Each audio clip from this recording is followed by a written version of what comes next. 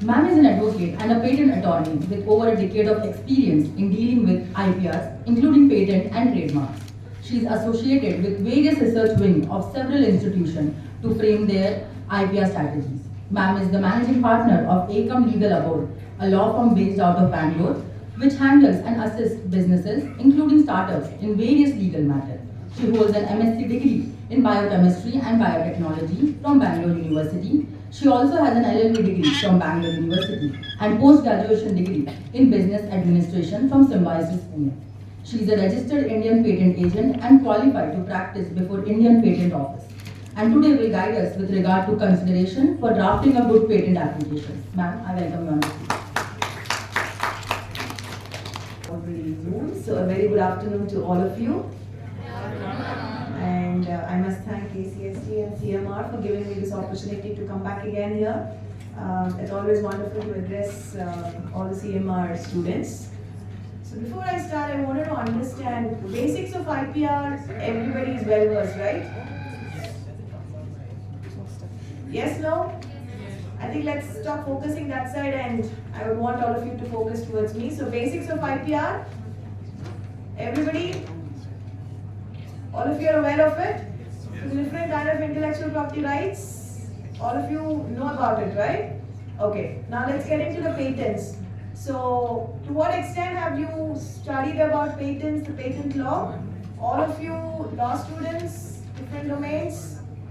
Unless you don't respond to me, because this session is very, very technical. We are talking about drafting a claim. If you don't understand the basics of patents, there's no point me going towards telling you how a claim needs to be drafted. Okay, so I need to understand from your side the extent of knowledge you have in this patent field. So if you let me know that how many of you are aware of the patent law, it will be nice. One. Okay. 2, 3, and no, you don't have to hesitate. I think I will always tell you something about this. Basics I'll definitely cover and then move on. And all law students? Yes, ma'am, and most of them are still juniors, so patents is still not studying. When you say juniors, first year, second year? Second year, and third year. Okay.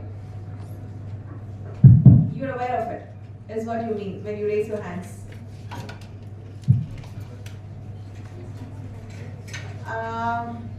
Okay. So which means they would not have gone through the paper on IPR, no? No, ma'am. Okay, not yet. Okay, so I think in the morning you had a session from Mr. Ramakrishna sir, okay, which probably would have definitely given you the different intellectual property rights that's available and some background on IPR, isn't it? Yes, no? Yes, ma'am. Let's just, can one of you just repeat the different kind of intellectual property rights that is available for us? Copyright? Trademark? GI?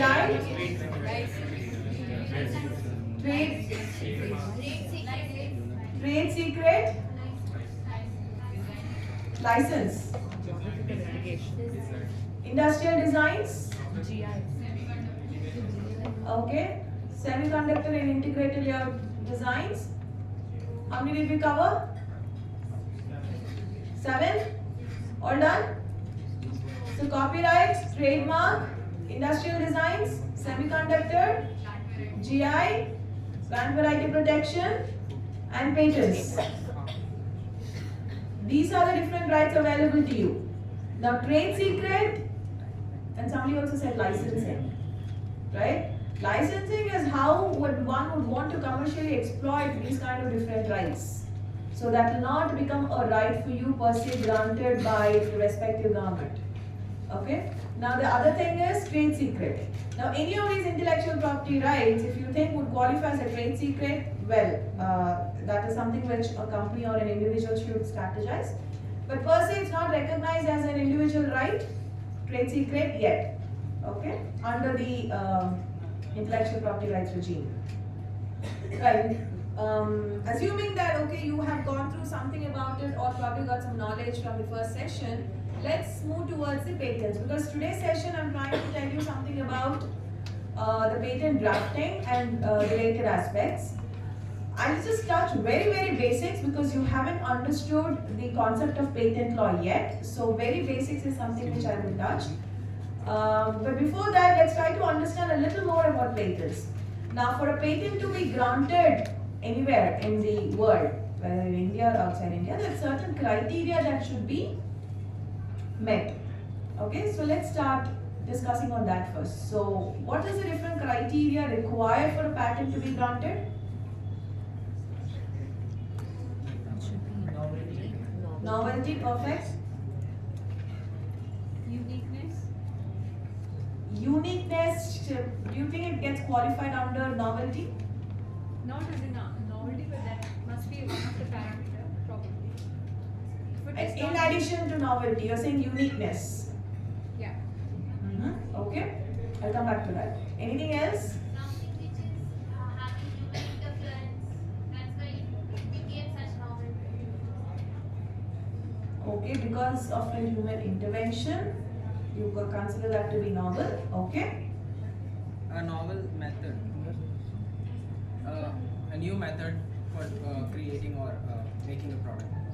Okay. Anything else which you could think of? Could be in public interest. It will help on a larger society. Possible? Yeah, because if you don't exploit your invention, then of course there's no point inventing anything, right? At the end of the day, somebody would want to generate some revenue too out of your inventions. So let me tell you that all your intellectual property rights, whatever has been created, when you consider to be an individual right, there has to be something called novelty. It has to be new. Okay? Without that, it will not be treated as an intellectual contribution at all. The minute I say intellectual property, which means there's an intellectual contribution to the development or the generation of that particular piece of work, right? So their novelty is uniform across all the rights which I just mentioned. But how one really determines what is novel, what is new, what is unique will vary from right to right. Now, when it comes to patent law, the three criteria which is very important for a patent to be granted: novelty, non-obviousness, industrial applicability. You will learn about this in detail probably in your semester, but these are the three important criteria which is identified across the globe: novelty, non-obviousness, also called as inventor step, and industrial applicability. Now, what does it mean? Novel, how is it defined in layman terms? Something which is not available in public domain prior to you filing for a patent.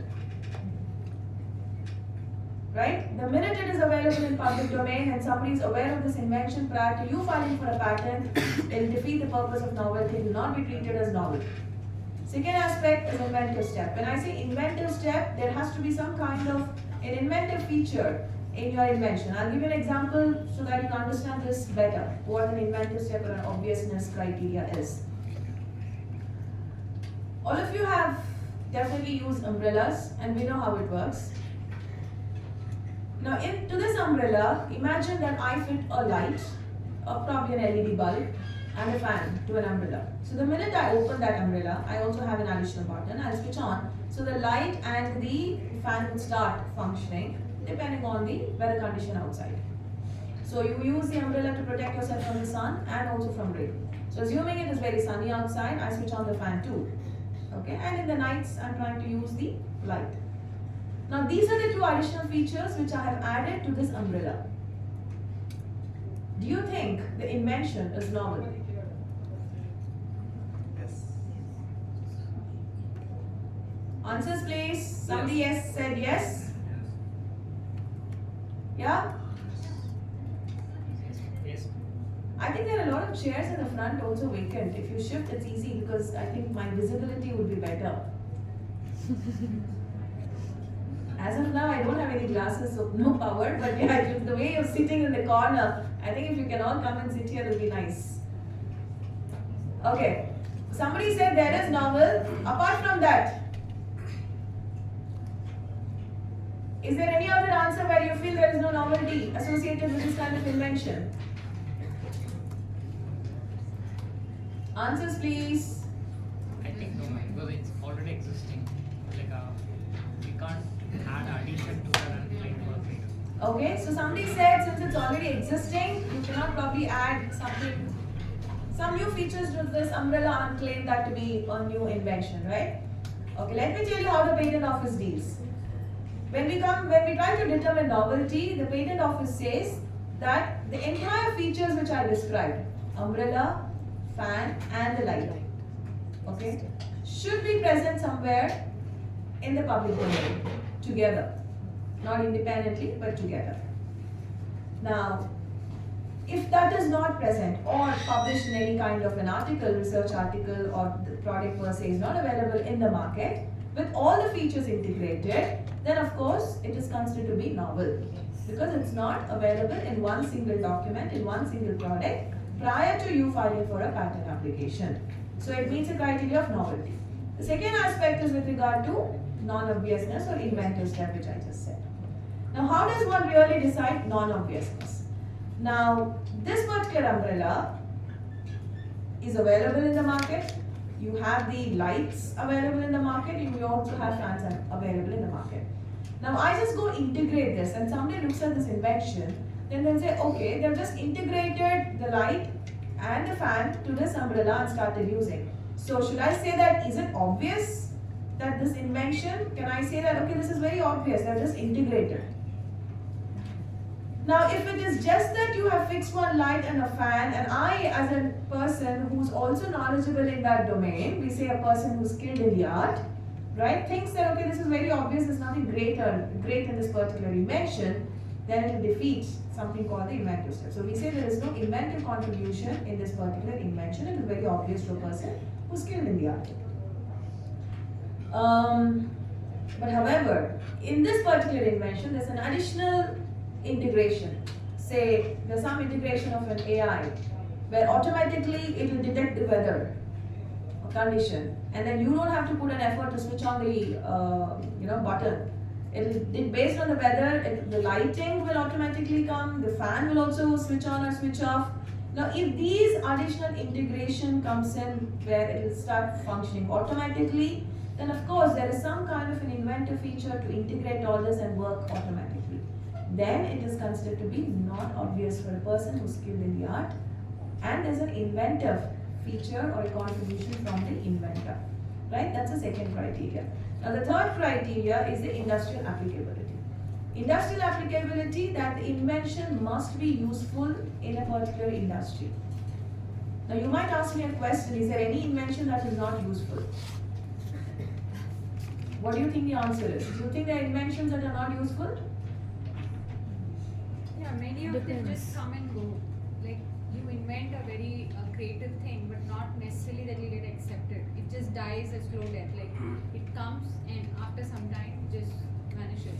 Like for example, the LG refrigerator, whereby you just put it in your kitchen and you can, on the video comes on it, you see the recipe and then you can cook. But that it didn't survive. It just a survival of the invention because the people are not interested to it or not using it is a different question from the usability of that invention by the industry or by the public. Now my question is, industrial, when I say industrial applicability, even if one person is able to use that invention, it still qualifies the industrial applicability criteria. Now how soon the invention vanishes or becomes obsolete is not concerned when the patent is being granted. So whether you want to invent something which will sustain in the market for a longer period of time, or you want to invent something which will just sustain for one day, is left to you as an inventor. But is it being used by at least one person? Is it useful for the society in some manner? Is what the patent office will consider. Now I'll give you an example here. Particularly this is relevant to industries in the field of chemistry, biological sciences. Okay. Say somebody's gone ahead and identified a unique material which is available in some corner of the world, or currently probably a moon mission. Somebody's identified a material there and which they don't know the use of that material. But this material, I go ahead and extract it, okay, and come up with a version which probably I feel can be used in some manner, but I still don't know where I can apply this, and I file for a patent. So it will meet the requirement of novelty and it might meet the requirement of inventorship. But if I don't say that this material can be used for XYZ purpose, the patent office will not grant a patent because you have not determined where this invention can be used. Right? So if this material which is available on earth somewhere, and I go, if you look at the periodic tables, you have listed a lot of elements there. Now all these elements, people have identified where it can be used. Now if I know, if somebody says this particular element, although it's discovered, we still don't know where it can be used, right, will not qualify as a patent. Now there's another interesting thing here. So I have used two different words, discovery and invention. Under the patent law, the Indian patent law, discoveries are not patentable. It is only an invention that is patentable. Okay, so the reason why I told you is, so if I go and discover an element on earth, I just cannot go ahead and file for a patent stating that, okay, I've discovered something here. No, the reason is that discovery is not something which you have created. It has been created by the nature, it is available for everybody to use it, so you cannot claim monopoly on that element which is available on earth in nature, right? So discoveries are not patentable, only an invention is patentable. Now how do I convert that discovery into an invention? Is a very challenging thing. So I can take an example here. Now that element probably in the raw form cannot be used. I go ahead and extract that and convert that into a form where it can be used by the mankind. Now that conversion and the derivative of that natural element in whatever form I am trying to do would qualify for a patent. That will be considered to be an invention. Okay? And then of course I come up with a purpose, the use of that particular invention, and then accordingly claim for a right. Now unless this criteria is not met, a patent is not granted. Now under a patent application, when we file for a patent application, there are several things which is considered, and a lot of information needs to go into a patent application. I will not get into the details of what a patent is. I think all of you know what a patent is, right? But for a patent application to be considered and for a patent to be granted, one needs to disclose complete information to the patent office. When I say complete information, the information to such an extent that anybody who is interested to go ahead and understand your invention and reproduce the results that you are trying to claim, they should be able to do it independently without seeking your assistance as an inventor. Right? So the details have to go to such an extent that they should not come back to you and seek your help to go ahead and reproduce that invention, and when they reproduce that invention, they will have to generate the same results that you would want to claim in your patent application. So that is very, very important. To that extent, you will have to disclose the patent, the invention details for a patent to be granted. Now in the patent application, there is another concept called enablement. So ideas per se cannot be patented. Understand that. An idea which is implementable only can be patented. You have ideas, fantastic. But have you tried to ensure that the idea is implemented? So do you have a set of experiments or a set of programs or something which you have actually worked on and tried to see whether whatever results you try to claim out of this idea is working? So when you only give a working example to the patent office, an enablement, only then a patent will be granted. Now the other question which usually comes up is, does the patent office really check whether this invention works or not works? No, the patent office does not check whether your invention is working or not working, but they will go through the invention in such a detail to understand whether whatever data you have given is real or not real is something which based on their expertise they will do it. Now who's going to sit and examine it? People who are experts in that domain is what are the ones who want to examine this patent application. So obviously they'll have an idea of how these inventions are working.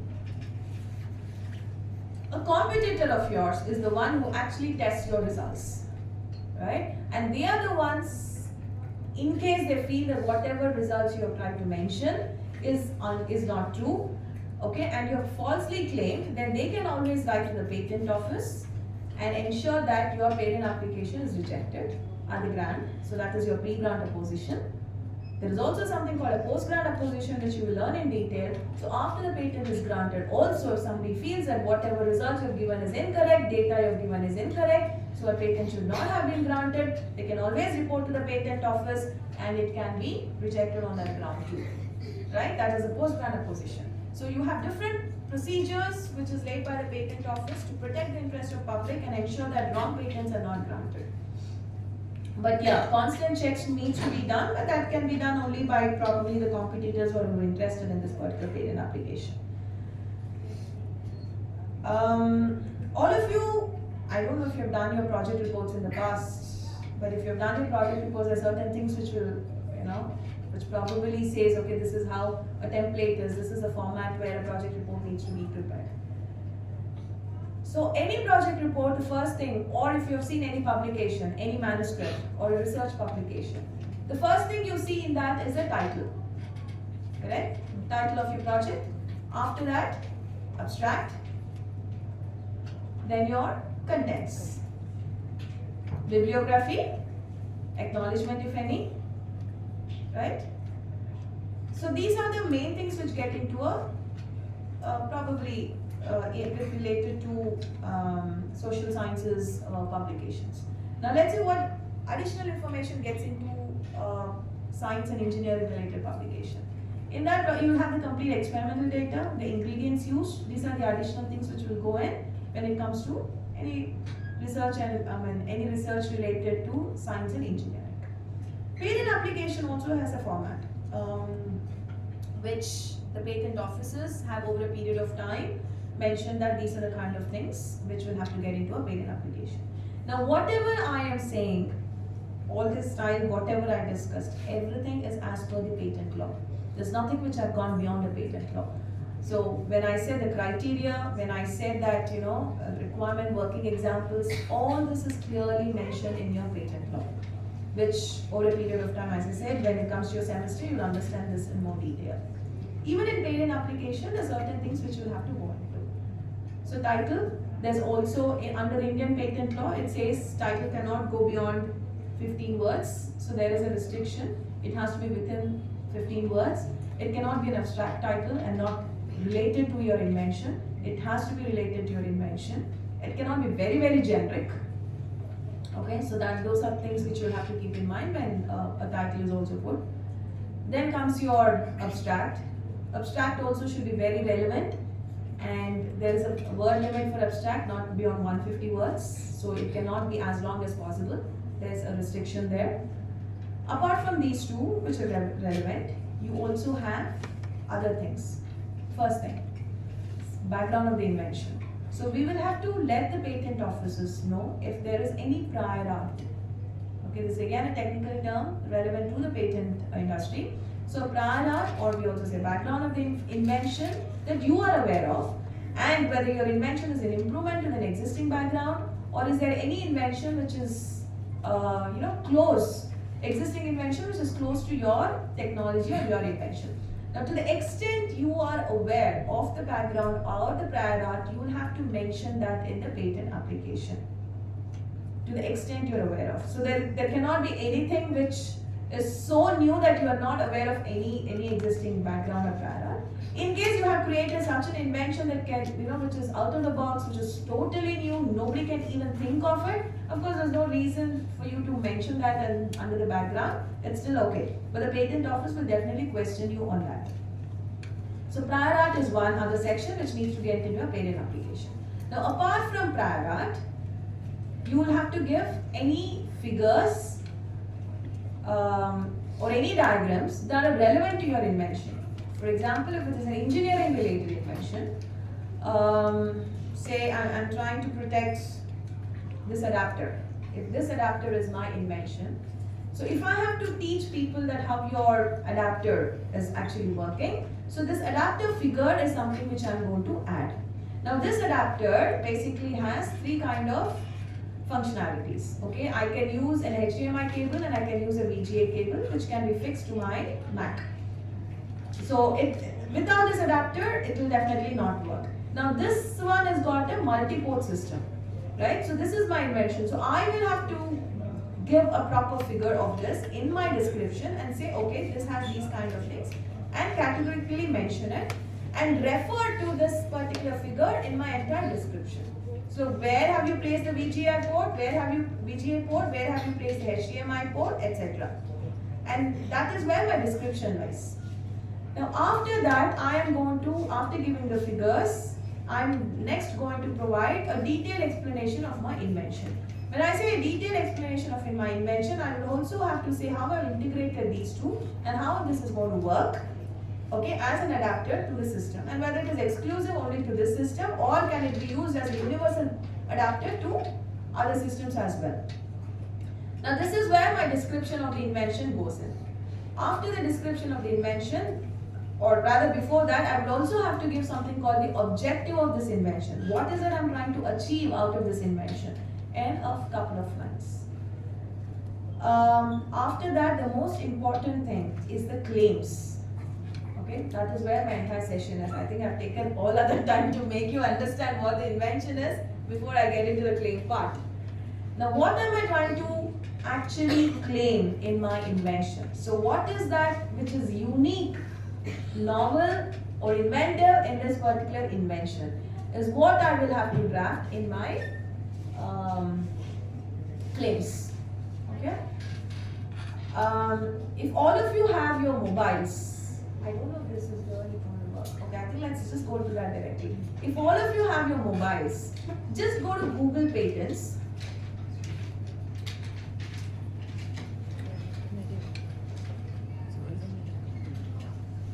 Just Google Patents. Just like your Google Scholar, just go to Google Patents.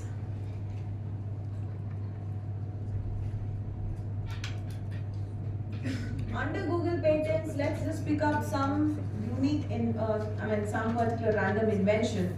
So you can probably say mic system.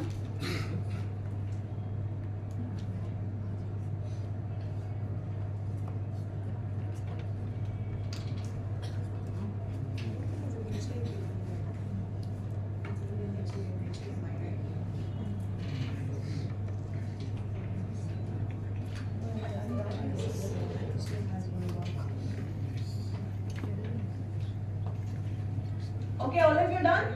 Just click on your first patent application, whatever have you got.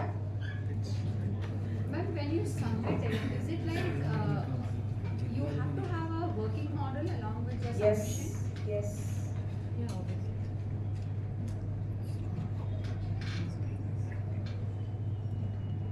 That is how you will give the best working methods. No, I was thinking that more like theoretically first to explain, you file the application and then this. That's what I said. Theoretically, if you explain and somebody tries to reproduce an invention and they're not able to reproduce, that can become a reason for rejection. So a person who's submitting a patent, a request, he has to go for a demo as well. later No, on. he does not have to go for a demo, but it is always good that you have a prototype with you. That is to safeguard your interest, because at least when there is some kind of objection from a third party stating that your invention is not working, right, you can at least show this prototype of yours saying that it does work. As I said, although the patent office will not do their check, and most of the people theoretically is what they would go ahead and file for patents. Till there is no opposition, it's perfectly fine. The minute there's opposition, you will fall in trouble. So why I asked that question was like, let's say that I have some invention in mind and I have applied for it. Sorry, come again. Yeah. So I just want to block the idea for now, and later probably once that gets approved, I'll start working on it. It doesn't work that way? No, it doesn't work that way. What you can rather do is you can block your idea, theoretically whatever you think will work, just mention that, file for a provisional patent application, you have 1 year's time, then file for a complete application with all the best enablement Or just modes like and a working government examples. company concept, something like that. Correct. Then that way you'll block your priority date. But within that 1 year period, if you do not file for a patent, you lose. It will be considered to be abandoned or withdrawn. India. I think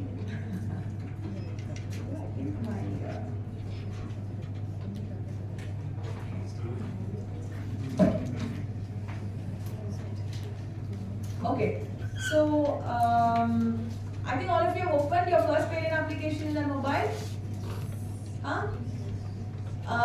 Does it contain all the headings which I just mentioned? Right? So you'll have something called claims at the end of the page.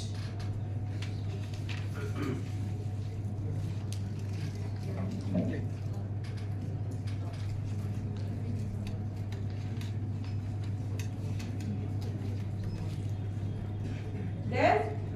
Now you can see, you found it, not found it? You found it? Okay. You can see that claims is numbered sequentially. Now this is the one which will actually protect your invention. And one quick example, if I say my invention is a chair, of course I cannot go ahead and protect the entire chair because all of us know the chairs are in existence for several years now. Isn't it? Now what feature of the chair is something which you are trying to protect becomes necessary here. So although I am saying a chair, but you will have to claim your feature, what you have contributed to the chair as your invention. You cannot claim the complete chair. When I say you cannot claim the complete chair, it means that you cannot have a monopoly over a chair that is already existing. Rather, you would not even get a monopoly. But that particular feature which you have introduced into that chair, you can always have a monopoly over that. Okay, that is what it basically means. So you are protecting the feature that you have invented in this particular chair and nothing beyond it. So it gives a boundary of your invention stating that XYZ is my feature and I don't want anybody to step into my boundary. Okay, anybody trespassing that will be sued. That is what we're trying to say, and all that is to be mentioned only in the claims. Now if you have not mentioned in the claim, you will not get a right on it. So whatever is there in the detailed description also doesn't matter, but what is mentioned in the claim matters. Now what have you mentioned in the claim? That has to be explained clearly in your detailed description what you have given. So whatever you are trying to say, 3 features in that particular chair, that needs to be described in detail in your description. How have you arrived at these 3 features? So I gave you an example of an element, right? How have you extracted that element? What new features or new more of that element you are trying to claim? So those are the things which will actually get into that claim. Now if you just open one of the claims, there will be a lot of, I'd rather see, let me see if I have an example here. Ma'am, I have a question, which means your first example of mere integration of umbrella, fan and light will not get a claim, right? I mean, how do I prove that it's my claim? It won't get a patent, right? It will get a patent But if I add additional features. Yeah, now, but if I don't? If you don't, it will, see if you don't, the problem is, it will not be qualified as an inventive feature, right? There's no inventive step.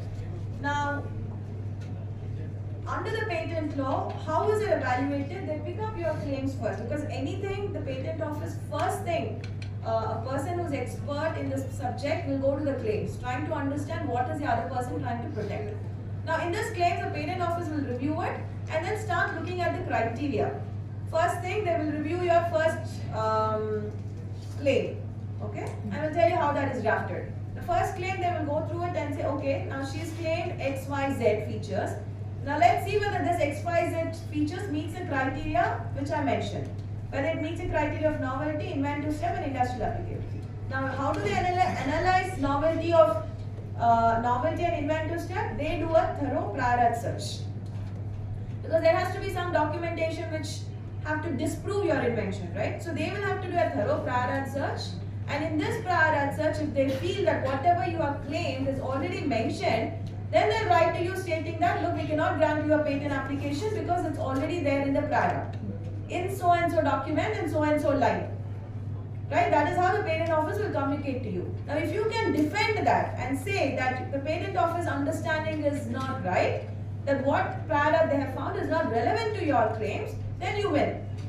It can go to the ground stage. But if you're not able to convince the patent office, and if your patent office is right in identifying the exact prior art related to your feature, then it will not be granted. That's how it works. So you will be given an opportunity to defend yourself, but you cannot defend, it will end. It will not be granted. So every feature of yours, they will start off from novelty, inventive step and industrial applicability. Apart from that, there is also certain inventions that is considered to be not patentable. Section 3 under the Indian patent law clearly says what is not patentable. So I gave you an example of discovery. That itself is a whole new, a complete session. So there's a list, computer programs, computer software. Software per se is not patentable, right? Business methods is not patentable. Now there's a complete list of inventions that, although it meets the criteria of novelty, inventive step, and industrial applicability, cannot be considered to be patentable. So Patent Office will look into this category also, and then they will evaluate your inventions. Now, apart from this kind of legal related aspects, Patent Office will also see how have you drafted your patent application. Now, there are certain basic rules which is there under the Patent Rules and Patent Act, but over a period of time, based on a lot of precedences, there's a kind of a model which has evolved across the globe that this is how a patent application needs to be drafted. Particularly, the patent claim needs to be drafted. Now, if you look at your patent application or whatever I just mentioned, and any patent application you have picked up the claim, the first claim, if you always, if you read, it starts with a preamble. Okay? Now, probably the preamble is, if I've taken the mic system or something like that, it will say the mic system. I'm giving an example. So here I just gave an example. I've said my object of the invention is to cook rice. So what is my invention here? It is an apparatus for cooking. Now that's going to be my preamble. I've said an apparatus for cooking. So you have a lot of apparatus for cooking. I'm not going to claim anything there. After the apparatus of cooking, which is my preamble, which I'm trying to describe what my invention is actually going to be. So I'm going to start with apparatus of cooking. Then is my actual language going to come into that particular claim. That's the abstract. This is not an abstract. This is a preamble of your claim. I've asked all of you to look into your claims. Don't look into the other details of an invention. Look at your claims. Claim 1, your preamble. It is not that the preamble will be titled as preamble. I'm just trying to separate the claims. This is for your understanding, how we read a claim. So my claim is going to start, as I said, I gave you an example of my adapter. I will say an adapter for, okay, that's my preamble. I'm going to introduce my invention. And after introducing my invention is when I will say, I will connect to my other, whatever elements I'm trying to put in.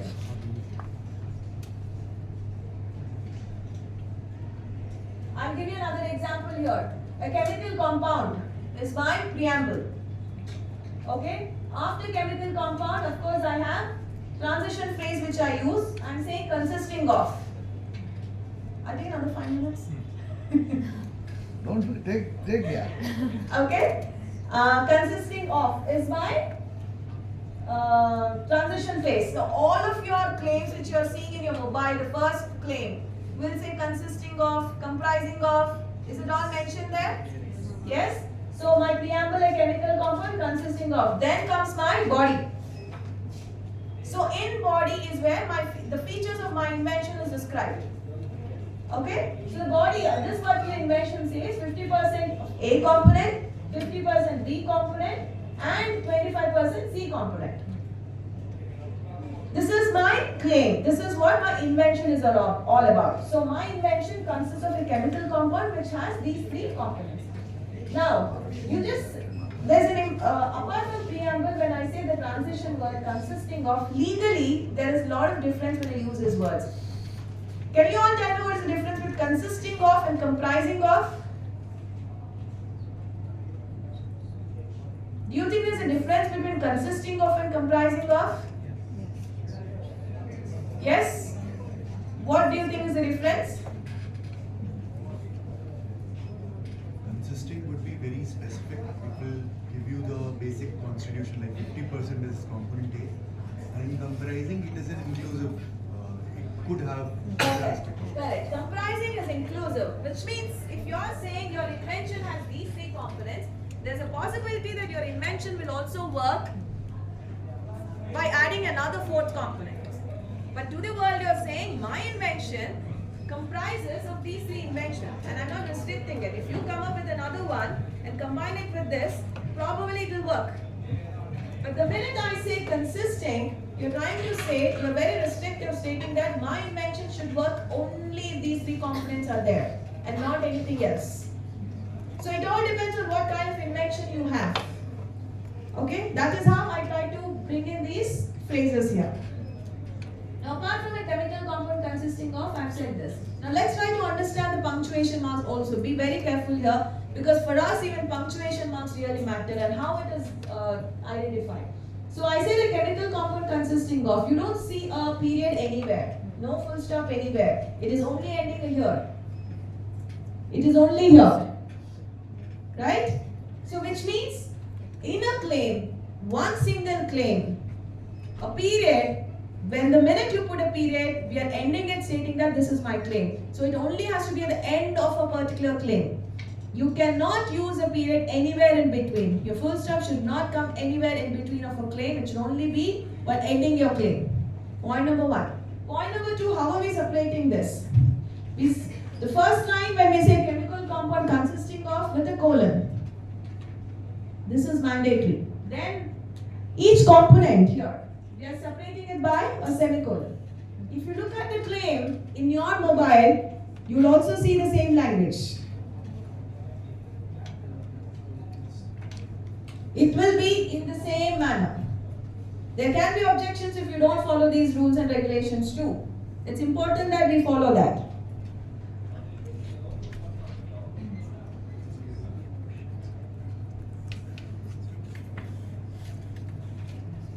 Okay? And also you should remember that whatever parts, components I have mentioned, they're just not that you catalog the entire parts of your particular invention and just leave it at that. No. Although you catalog it, there has to be a connect between each part. And that is something which you describe. In your patent application that you're seeing, there are also different kinds of claims. You say dependent and independent claims. Right? The first claim is an independent claim. It will be as broad as possible. And your subsequent claims are related to your first claim. So it actually reads, your second claim would have read, claim as claimed in 1 or as claimed in claim 1. If you see your second claim in your mobile, you will see that. As claimed in claim 1, as claimed in, right? Or as claimed in claim 1, you will have that language which is put. Further comprises.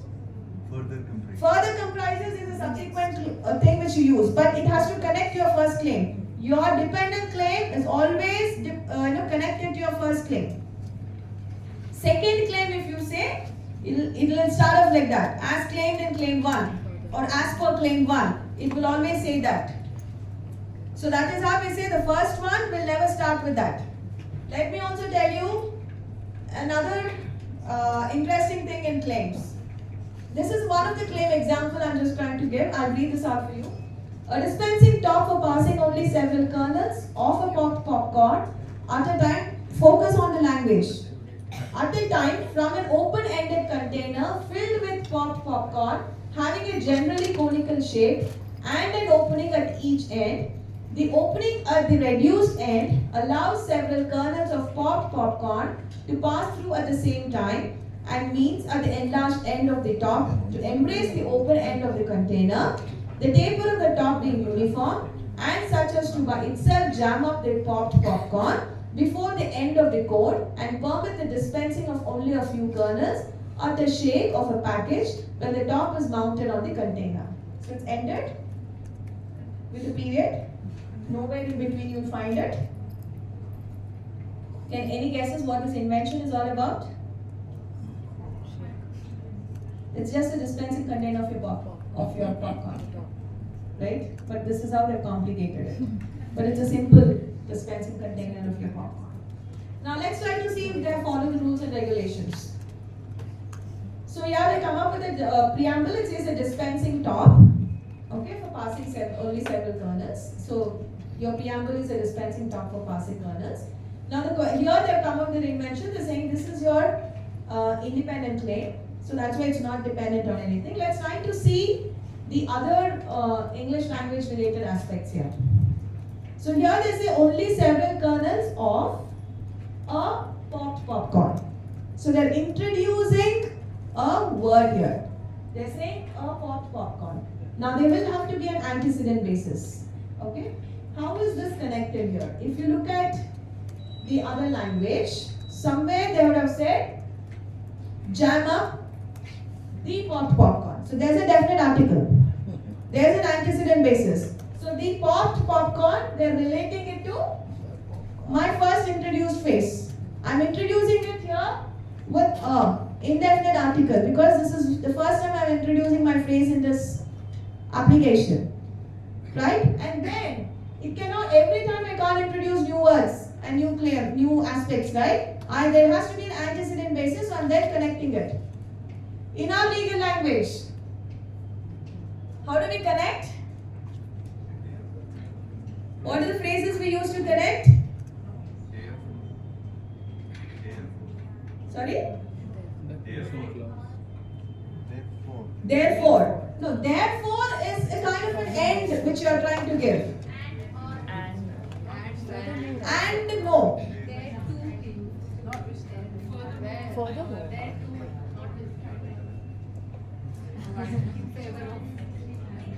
Okay. If you are trying to say that, let me connect it here. I said of a popped popcorn. Then can I use here therefore popped popcorn? Will it connect? What meaning does it say? It changes the meaning, right?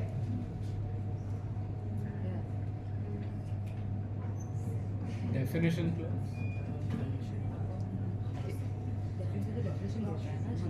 That is how she defined a popcorn and then she was. Okay. Think about it. After this, I will tell you how we connect in our language. Again, you can see having a generally conical shape and opening. So again, an indefinite article that we're introducing at each end. The opening. Provided that, how about that? The opening. So the minute we say the opening, they're connecting it to the earlier one. In our legal language, when you draft any contracts, we also use the similar terminologies. Unfortunately, nobody follows. The minute you add those languages, the minute you use a definite article, it means there is a reference to this somewhere previously. Even in our legal language, it is used. But how many of us follow is a different question. So nobody teaches grammar in the school. That is the problem. We were taught this grammar. A when it is used. No, it is B not. when Our it is grammar used. does not have to be taught. But then when we read something, we should analyze what needs to go. How is this particular being drafted? Unfortunately, cut, copy, paste has become more. So they don't connect things. That is how it is. Of course, because of lack of time, I cannot go into the details. This is another easy example. Let's see. So a game device is your preamble, separated by comma. You have comprising a handle, introducing a word, a handle. This is my first thing, and a head portion connected to the handle. So I'm again referring to this one, right? So that is how it is connected to the handle. Characterized in that, an anti-slippage means. So I'm introducing this. An anti-slippage means is secured to the handle. If you look at a patent application drafted by a well-trained attorney, all these will be appropriately followed. So the drafting style itself, you will be able to know whether it's a well-trained attorney who's doing it, or a layman is doing it, or a simple inventor is filed. Because inventors definitely don't know how it is. They're very good in writing a manuscript, but they would not know these basic principles of drafting a patent application.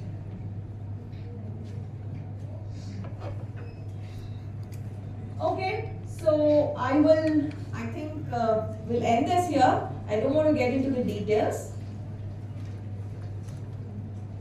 I think, I just wanted to give this example. I think more or less I have told you in principle what it contains. Alright, I think we'll end. Any questions? Please let me know. How do we connect? We left that question. Connect what? To your Number is there, no? No. She was asking me. That's what I was trying to tell you here.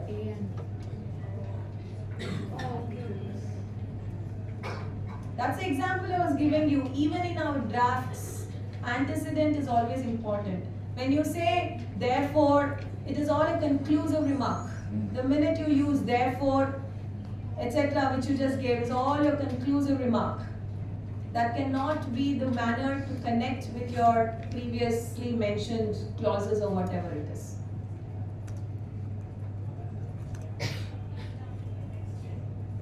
Okay? In parent application, when you're trying to connect to various elements which you have said, we also use the other phrases like whereby.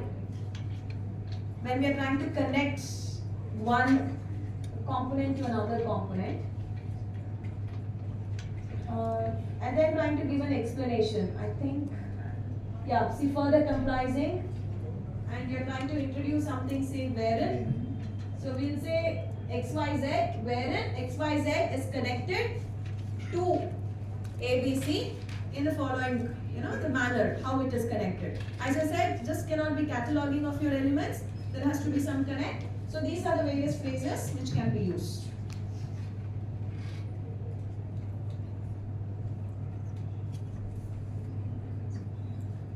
See here I have used that. Game device having a handle, a throat portion and a head portion connected to the throat portion.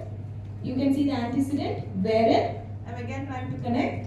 The improvement comprises a protrusion being secured to the handle. Punctuation marks, what I said, has to be maintained, which is maintained, period at the end, with the antecedent basis.